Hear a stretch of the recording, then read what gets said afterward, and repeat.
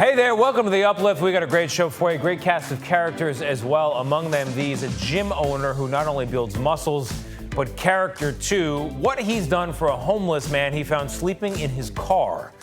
Also, two art historians, they each are certain they've solved a Mona Lisa mystery. So who's right? Also, a 73-year-old Uber driver who just became a college grad just happened. His journey to that graduation stage coming up in a moment. Plus, meet YoYo Ma on his cross-country tour, but there is not a theater in sight. It's all the great outdoors. You'll see his unique venue he's chosen to perform in. Also, another decorated performer, Jamie Wax, sits down with history-making Tony winner J. Harrison G. All that and more. You know what you're watching.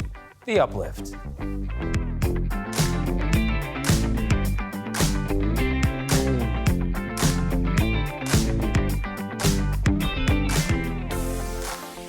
Hey there, I'm Tony DeCopel, and this is The Uplift, the show that lifts you up for at least the next 30 minutes, you and me as well. And we're going to begin with this, the story of a gym owner who kept finding a homeless man sleeping in his car. Instead of getting angry, he gave him the gift of friendship. Here's Steve Hartman. It's okay. Here at the God Body Gym in Memphis, owner Roderick Duncan says real change never happens overnight. 10. But he says it always starts in an instant. 7. Or in this case, an instant 4. cup of coffee. 2. Time. A few months ago, Roderick says he noticed someone behind his gym. Saw this guy sitting in the vehicle. He says the man was sleeping in one of his old cars. Homeless? Homeless guy, had to be. So, camera rolling, he opened the door and told him to get out. Come on, get up out my car, man. And because the door doesn't lock, the next day, same problem. Look at you, man. And he kept coming back. He kept coming back. And so it went, until Roderick tried a different approach. Before I could knock on the window, I said, you know what? I came back in here, I made him a cup of coffee. And on those grounds, Roderick began to build a relationship with 24-year-old Brian Taylor. He learned about his troubled childhood and his drinking problem, and then got him some clothes, took him to get an ID, and drove him to job interviews. He even gave him a spot on his couch. Brian says he couldn't be more grateful, but he doesn't always show it, whether not following the rules or violating a trust. Roderick says there have been many times over the past few months where he's told Brian, that's it, that's the last straw. And every time, it's not. Some people need more than one chance. You know, some people, it takes a while for most kids to stop bumping their head. You always have to work on you. And that patience may be the greatest gift he's given this young man. Everything you did yesterday is what got you in the situation today. So everything you do today is going to be preparing you for tomorrow.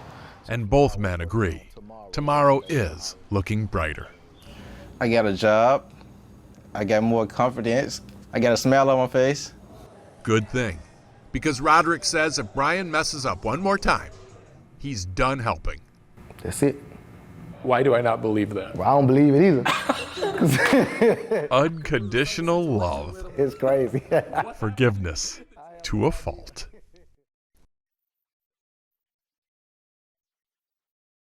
Very nice, Steve Hartman. To our next story, the Mona Lisa has captivated art lovers for centuries, raising questions like, who is she?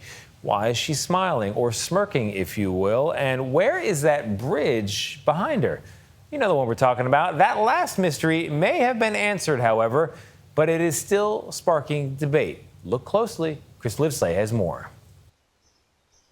If you manage to break eye contact with the Mona Lisa and elbow your way past the crowds at the Louvre in Paris, you might notice, far away in the background, an arched bridge. The exact location has long been a mystery, until now. So this is it, quindi questo è il ponte, this is the bridge. At least, that's according to Silvano Vincetti, who's built a career around the Renaissance masterpiece. This is the Mona Lisa Bridge, he tells us, located in the town of Laterina, in the region of Tuscany, Leonardo's birthplace. Dating back to ancient Roman and Etruscan times, only one arch still stands today. But we can imagine the rest thanks to Vincetti's virtual reconstruction. Ancient documents show us how the river looked when Leonardo worked here from 1501 to 1507, he says. The announcement is creating quite the buzz in the sleepy medieval town of Laterina. I think we'll see tourists coming here, says Laura. This town is dying, Lydia tells us. Let's hope some rich people come and fix things up around here. But not so fast. This arch may look like it's part of the original bridge in the Mona Lisa, but what about this one? It's called the Buriano Bridge, and rival experts claim that this is the bridge in the Mona Lisa. It's located just a few miles upstream from the broken bridge. For years, renowned historians have traced its lineage to Leonardo, thanks to irrefutable evidence visible to the naked eye, says Renato Vescovo, a local councilman and professor. You can see the curvature of the bridge matches the one in the building, he says, whereas the curvature in the other bridge would have been much higher than in the Mona Lisa. The shape and direction of the river are also identical. He takes us to a hilltop that gives us a perspective he says is similar to the one Leonardo had. Over there is the town where he painted it, he says. He was a guest in the castle. Today, his view would be obstructed by buildings. As for the other bridge, it simply lacks the evidence, he insists, an attempt to change history to create a tourist attraction. Some historians argue the backdrop wasn't even a real place, but rather a projection of Renaissance ideals, a bridge, shall we say, between nature and the female form. Whatever the case, it's a debate that could almost make the Mona Lisa smile. Shall we say it? We just did. Chris Livesay, thank you very much. Coming up, the great YoYo Ma is starting a tour of the U.S., but he will not be performing in theaters. So where can you see him? We'll tell you in just a moment.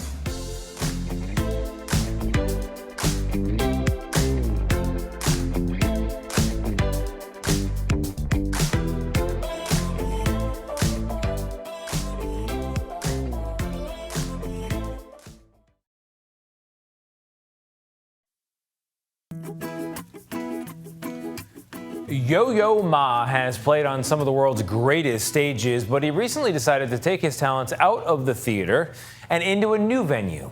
Here's Mark Strassman. Now this was virgin territory in East Tennessee. The miracle of the Great Smoky Mountains National Park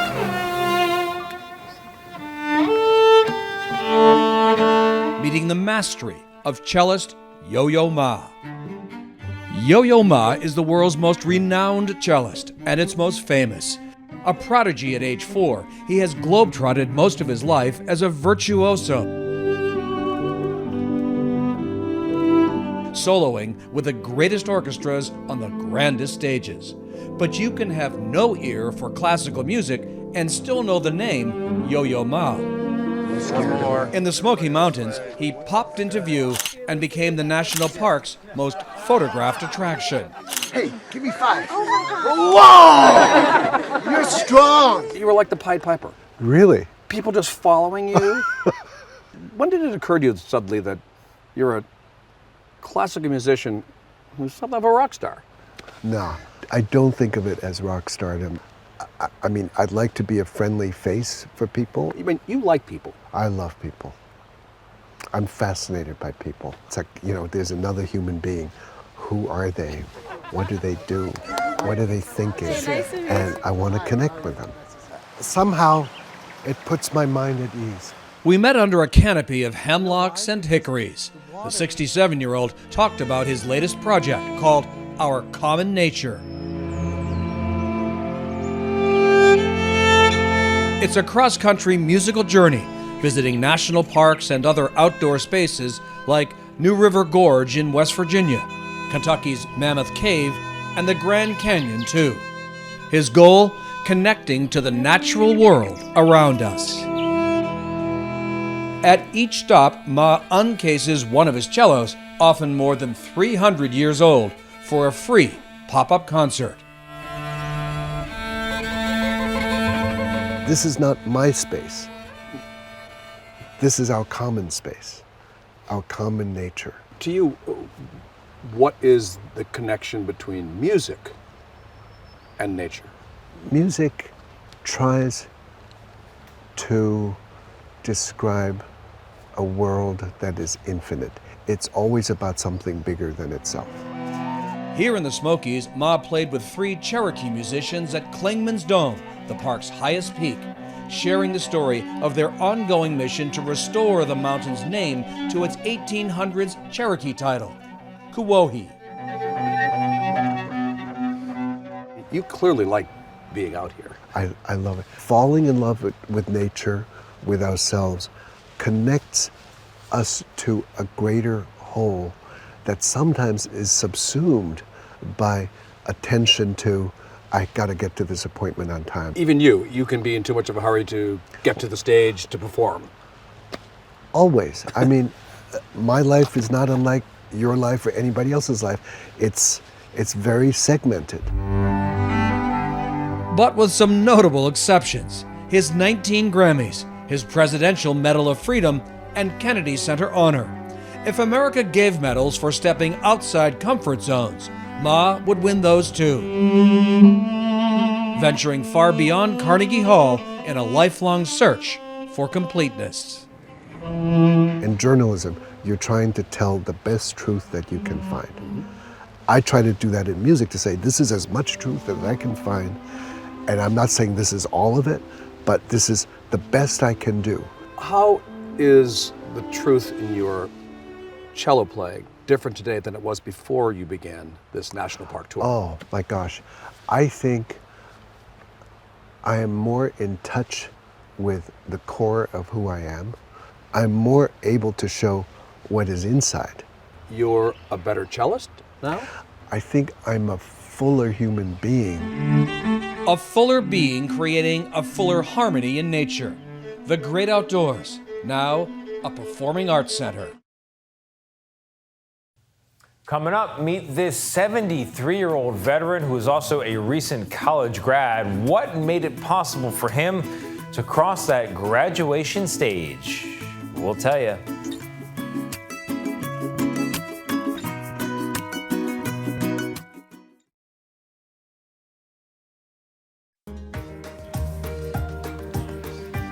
A 73-year-old veteran who once thought a college degree was out of reach recently found himself walking across that graduation stage. And Chris Van Cleve found how he has fulfilled that lifelong dream.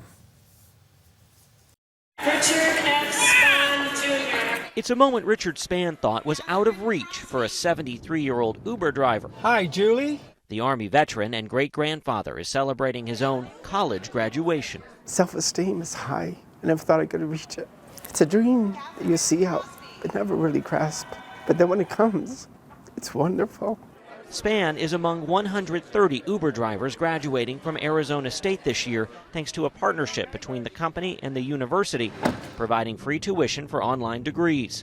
Since 2018, nearly 700 have completed college. There are a lot of people who earn with Uber who they've never gone to college. No one in their family has ever gotten a college degree. This opens up a door that they never had open to them before. How important was this Uber program? Oh my God, they were just absolutely essential for me where I am today. It's a big step towards keeping a promise to his mother. He's now aiming to get a PhD in criminology. I can be called Dr. Span, like my mom always wanted me to be. She wanted me, and I wanted her to be proud of me. Span plans to keep driving for Uber, all while showing his great-grandchildren it's never too late to chase your dreams. That's a great piece there. And coming up in a moment, another great piece. Broadway's J. Harrison G. recently made history at the Tony Awards. Before the big night, the star sat down with Jamie Wax. There was always a magnifying glass on me. You have to live up to a certain standard. So I kept a lot of myself suppressed, and I quieted my own voice, and I went along to get along. Was there a moment where you realized, I'm gonna do this on my own terms and it's gonna be okay? Ooh, the choice to move to New York City.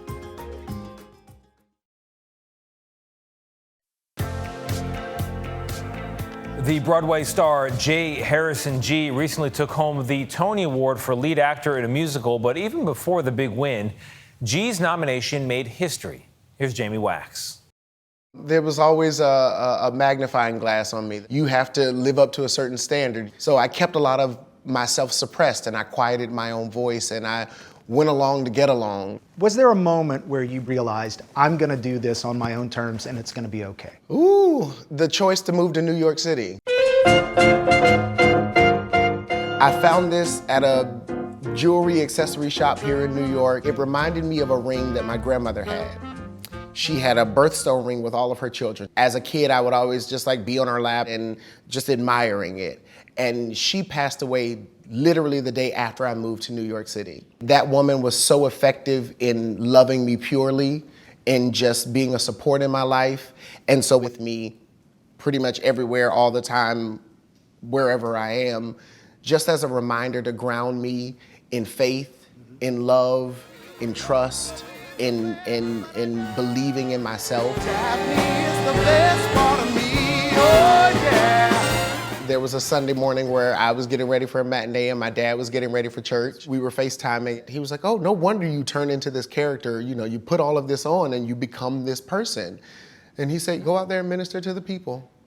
Because he understood the effectiveness of what I was doing. To make someone think a little differently, to see the world a little bigger than they saw it before they came in the theater. That's got to be a big moment for you to hear that from your father. For sure. From this person who, when I came out to them, said, I don't know what I did wrong and where this has come from, but I'm grateful. He's always said, you're a part of me, you represent me, I love you. I've allowed him the space and the grace to grow at his time and not tried to rush it. I'm not trying to force anything on you, but just understand that my existence is my own and yours is your own, and the two can mutually exist and be just fine. We're in a time where everybody's talking about pronouns. You prefer they, them. I prefer all things with respect. You care about respect. Yes, because I don't expect you to fully understand, no matter how I am presenting to you, what I feel and who I am. And at any given moment, that could be anything. I have feminine power, I have masculine power. People will conditionally respond to what they see. I give people the permission to call me all things with respect. Is that an important evolution in the discussion we're having? To be accepting of those just getting used to this process in this whole new world? Absolutely. And understanding that some people are going to get it wrong, but they're not intending to hurt or diminish someone. Yeah, absolutely. We live in society where we have to put a label on it so that we can make sense of it. But your he, him is a different he, him than somebody else's. My they, them is a different than somebody else's.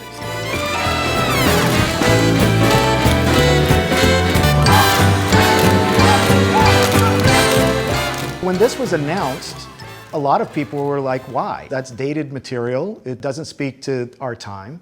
Do you like those expectations coming into this show where people think it's going to be just like the old movie? A couple of guys in dresses and the audience laughing about that? I love for people to come experience it for themselves, for the understanding of the intention we've put into it, and for the creative team trusting me to be the voice. It was a moment that had to make me confident in the work that I was doing and the message that we were sending. We look at the way that people are treated online.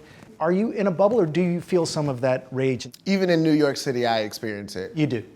There have been multiple times recently where I've simply been on the train in a dress and the train doors have closed and a young teenager has banged on the door and looked at me and been like, what is, and made these gestures at me. It triggers something in him that I'm like, you're afraid of my freedom and the joy that I'm walking in.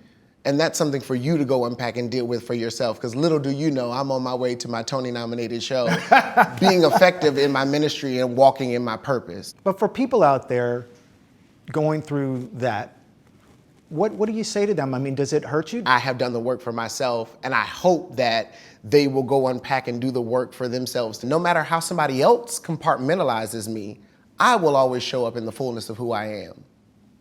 So wherever you place me, that's where I'll be. I don't expect you to understand the fullness of that at all times. Now, I will let you know when you're wrong, but as long as you do it with love and respect, we'll be just fine. You'll respond with love and respect. Always. There's a lot of grace in that attitude from you. Is that something you get from your family? Yeah. I'm grateful to my mom my entire life. It may not have always made sense, my choices, who I am, the things that I do, but she's always said, well, it's your life. Go, okay. She is my date. I couldn't and wouldn't be here in this moment without her. this beautiful black woman who was a part of some of the first integrated schools in North Carolina. And to see that her child is making a difference in the world in this way is like, see, Mom, the world is changing, and you have played a part in that. I need no one else next to me but you. And here I am doing what you taught me to do. Love to me.